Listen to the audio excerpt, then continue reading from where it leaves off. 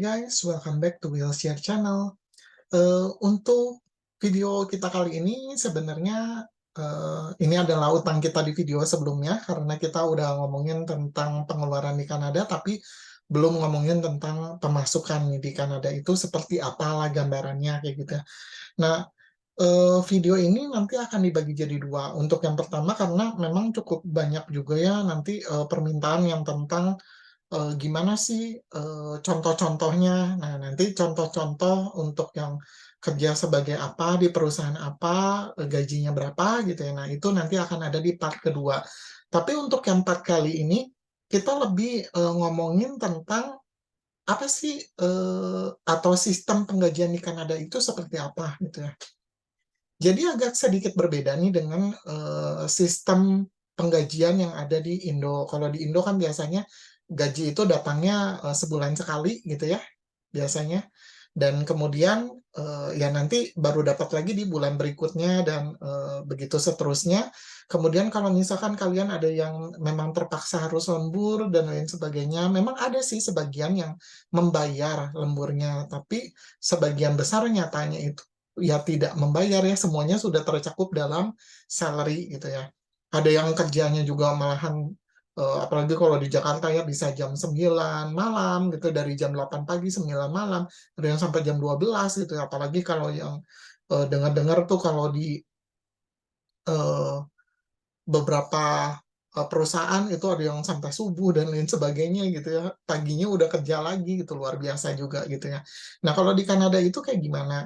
Jadi sistem penggajian di Kanada itu bisa dibagi jadi dua. Yang pertama itu adalah sistem wage dan juga yang kedua adalah sistem salary.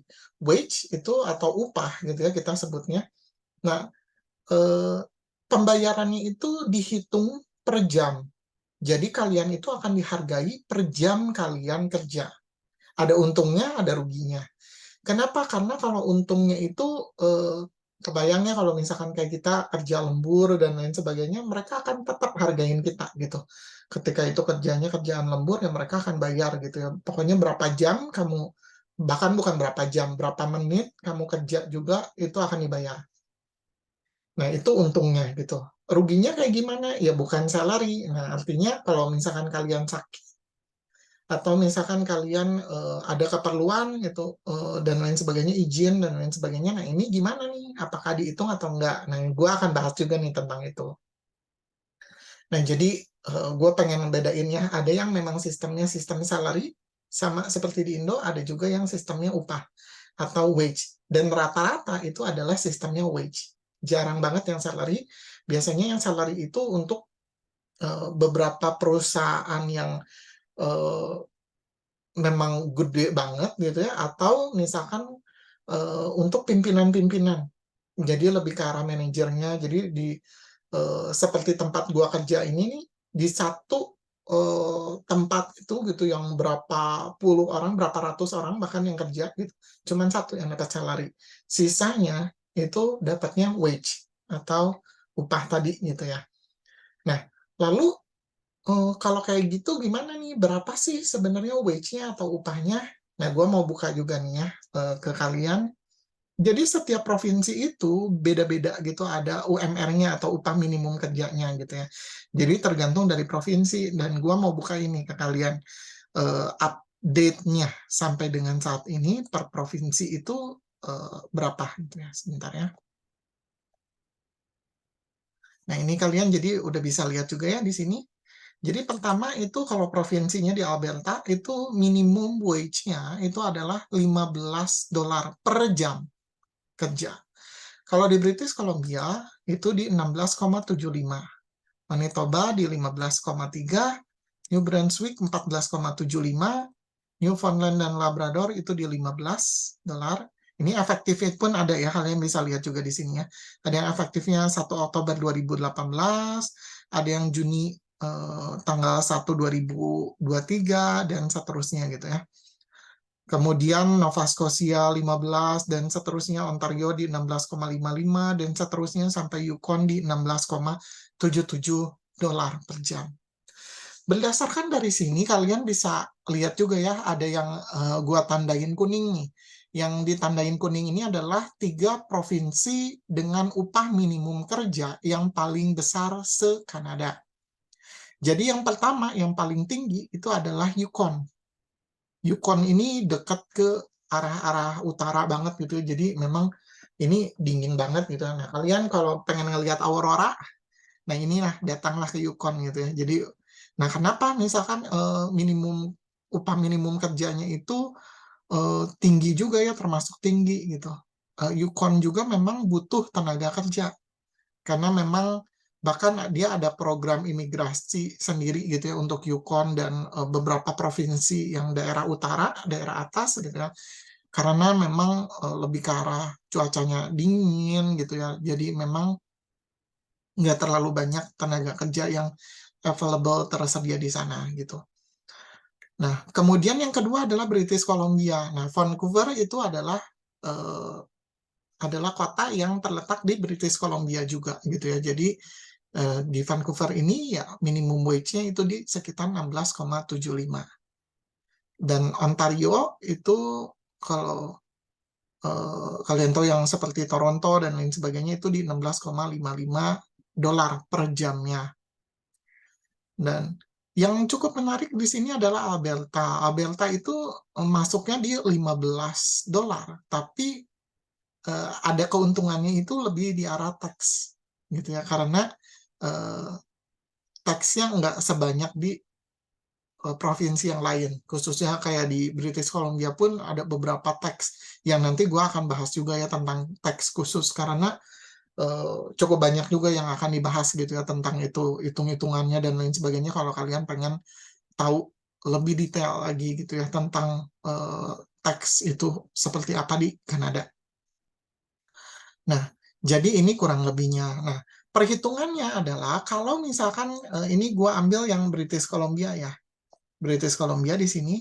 Dan kalau misalkan rata-rata umumnya kerja gitu, kalau yang disebut dengan full time di sini gitu ya, memang secara imigrasi itu seseorang bisa dikatakan memiliki full time job di Kanada ketika mereka mencapai apa minimum waktu kerjanya adalah 30 jam per minggu. Tapi nyatanya memang umumnya gitu ya, yang disebut full time juga di sini pada praktisnya itu yang kerja 7,5 jam per hari gitu ya, selama 5 hari dalam seminggu gitu. Jadi totalnya itu sebenarnya terhitungnya 37,5 jam dalam satu minggu gitu ya. Nah, kenapa 7,5 hari? Karena kalau di sini 7,5 hari, sorry, maksud gua 7,5 jam ya, 7,5 jam kerja per harinya gitu ya maksudnya. Nah, kenapa 7,5 jam kerja itu di sini umumnya rata-rata emang kerjanya 8 jam sih gitu, dari jam 8 misalkan sampai jam 4 atau dari jam 7 sampai jam 3 beres tuh setelah itu. Nah, yang setengah jamnya itu tidak dibayar kalian. Kenapa? Karena biasanya istirahat itu diadakan sejam nih. Umumnya ya, ini beda-beda nih tergantung dari perusahaannya dan dari perjanjian kerja bersamanya gitu ya. Nah, tapi umumnya rata-rata misalkan kerjanya itu 8 jam, istirahat 1 jam gitu. Setengah jamnya dibayar oleh perusahaan, setengah jamnya nggak dibayar oleh perusahaan, alias unpaid break gitu ya. Nah, jadi kalau untuk satu hari kerjanya 8 jam, itu kehitungan pembayarannya adalah 7,5 jam gitu. Nah, jadi kalau misalkan 7,5 jam sehari dalam sebulan itu bisa dapat penghasilan satu orang ya yang full time job di sini adalah 2.512,5. Ini dengan catatan, garis bawahi sekali lagi, dengan catatan ini adalah minimum wage atau minimumnya. Jadi minimum upahnya gitu ya jadinya. Nah, jadi kalau misalkan kalian pas kebetulan kerja dan upahnya memang benar-benar minimum sekali gitu ya, nah dapatnya adalah sekitar 2.512,5 dolar dalam satu bulan. Nah, kalau kemarin kalian ingat lagi ada perhitungan dari gua segi pengeluaran dan lain sebagainya, yang mana Excel-nya gue udah ngomong juga ya, kalau misalkan ada yang mau, silakan di request aja, nanti gua bakal send juga gitu ya untuk si Excel-nya itu gitu ya. Nah, tapi dari kemarin itu ya perhitungannya, kalau misalkan kalian single, irit banget gitu ya dan lain sebagainya gitu ya, tapi semua kebutuhannya sudah bisa terbeli gitu ya. Nah, itu kurang lebihnya kalian akan habis sekitar 1.400-an. Nah, artinya kalian bisa nabung sekitar ya 1.000 sampai 1.100-an. Ini di luar kalau misalkan kalian yang kuliah, ya kalian harus bayar uang kuliah ya. Kalau yang tidak dapat beasiswa gitu ya. Nah, dengan kursnya itu saat ini ketika video ini dibuat, satu Canadian dollar itu adalah 11.513 rupiah. Nah, jadi kalau kalian bisa save 1.000, artinya kalian bisa save sebesar 11.513 kalau kalian dapat minimum wage di Kanada. Nah, lalu gimana sih? Apakah semua kerjaan itu akan dapatnya sebesar ini? Kemudian apakah 2 kali lipatnya? Apakah memungkinkan 3 kali lipatnya? Apakah memungkinkan cuma 1,5 kali atau cuma 1,0 berapa kali gitu? Nah, itu memang beda-beda ya, tergantung kalian posisinya sebagai apa gitu ya. Dan juga kalian kerjanya di mana, perusahaan besar atau perusahaan yang biasa aja, menengah atau perusahaan yang kecil mungkin gitu. Nah, itu tergantung nih, beda-beda. Makanya nanti di part kedua gue akan share nih beberapa contoh eh, orang-orang di Indonesia nih yang kerja di sini, yang pada kerja di sini, itu kurang lebihnya mereka kerja di mana sih dan sebagai apa sih.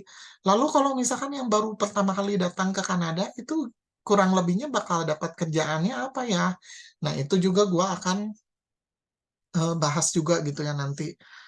Selanjutnya apakah survival mode gitu ya, jadinya kerjaan apa aja gitu yang penting dapat. Nah, kalau kayak gitu gimana, apakah dapatnya minimum hour atau enggak juga, lebih dari itu atau gimana nih gitu. Dan kalau sampai ada penawaran di bawah itu, apa yang harus dilakukan. Nah, itu juga gue bisa bahas di eh, video-video berikutnya gitu ya. Nah, ini jadi kurang lebihnya mengenai penggajian di Kanada gitu ya. Stop share dulu sebentar. Oke. Nah, kalau mengenai teksnya sendiri, gue mau sedikit bahas juga nih ya, walaupun nanti detailnya akan gue bahas di video yang lain gitu ya. Nah, jadi kalau yang tadi gue share itu gross-nya sebenarnya ya, bukan net-nya gitu ya. Jadi kalau net-nya itu yang kalian terima di bawah kurang dari itu. Kenapa? Karena ada beberapa tax gitu ya, atau pengurangan. Yang pertama ada federal tax, itu dari Kanadanya secara umum gitu ya. Dan yang kedua itu ada provincial tax gitu ya. Jadi dari provinsinya sendiri itu ada potongan juga gitu. Nah, kemudian potongan-potongan apalagi yang umum gitu ya di Kanada itu. Nah, potongan yang umum ada di Kanada itu lebih ke arah kayak eh, EI premium. EI premium itu apa sih? Employment insurance. Jadi tadi yang seperti yang gua ngomong ya. Nah, kalau misalkan kalian sampai sakit nih, gimana? Karena kan pembayarannya, penggajiannya kan per jam gitu ya. Nah, kalau misalkan nggak sakit, kalau sakit kan nggak masuk nih gitu. Nah, kalau nggak masuk berarti nggak dapat duit nih. Nah, gitu gimana gitu. Nah, adalah yang namanya employment insurance. Jadi, ketika kalian nggak masuk karena entah sakit atau misalkan eh, ada ada alasan-alasan lain yang memang bisa dijelaskan ke government gitu. Nah, government lah yang akan bayar ke kalian. Jadi bukan perusahaan, tapi government lah yang akan bayar ke kalian menggunakan employment insurance ini. Tapi namanya juga insurance gitu. Nah, kalian juga ada sumbangsinya yang mana setiap paycheck atau setiap pembayaran itu kalian akan dikenakan potongan gitu ya untuk IAIN. Lalu ada juga CPP. CPP itu adalah Canadian Pension Plan. Jadi untuk pensiun kayak gitu ya. Nah, itu juga ada potongannya. Kemudian apalagi di Kanada itu ada yang mengenal union namanya. Union itu kalau di kita itu perserikatan pekerja lah, serikat pekerja atau serikat buruh kayak gitu ya sama ya. Nah, jadi kalau yang misalkan tergabung dalam union itu ada potongan lagi dari unionnya gitu. Tapi keuntungannya adalah kalau sampai ada apa-apa, kalian akan dibela oleh union itu gitu. Dan union di sini itu nggak cuman istilahnya ada aja gitu, tapi memang benar-benar akan backup kalian gitu ya. Nah, kemudian eh, selanjutnya itu ada juga kalau yang nggak ada union gitu ya. Nah, kalau yang nggak ada union memang nggak ada potongan, tapi nggak enaknya ini adalah perusahaan memungkinkan gitu ya. Ini tergantung perusahaannya, tapi perusahaan memungkinkan untuk eh, stop atau memberhentikan kamu kapan aja gitu ya. Tapi kalau yang udah under union itu nggak bisa seperti itu gitu.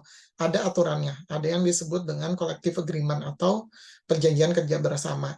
Jadi kalau kayak tadi pun itu berbeda nih, karena kebetulannya gue kerjanya di healthcare nih. Jadi ada beberapa itu yang memang tenaga-tenaga medis seperti suster misalkannya contohnya, atau care aid dan lain sebagainya yang kerja di rumah sakit, itu mereka kerjanya bukan 8 jam, tapi ada yang sampai 12 jam kayak gitu. Dan memang itu tertera di dalam collective agreement-nya. Tapi mereka akan dapat libur lebih banyak. Jadi 4 hari kerja, 4 hari juga off kayak gitu. Nah ini beda-beda ya, nggak selalu seperti itu, tapi ada yang seperti itu gitu. Ada juga yang sistemnya kalau di healthcare itu rotating. Jadi 4 hari kerja, 2 hari off, 4 hari kerja lagi, 2 hari off, dan seterusnya gitu. Nah, jadi benar-benar beda-beda nih, dan itu semuanya akan dijelaskan di collective agreement itu. Apa aja hak pekerja, kewajiban pekerja, dan lain sebagainya. Dan kalau ada union itu nggak bisa sembarangan juga gitu ya jadinya. Nah, itu yang menguntungkannya tentang union gitu.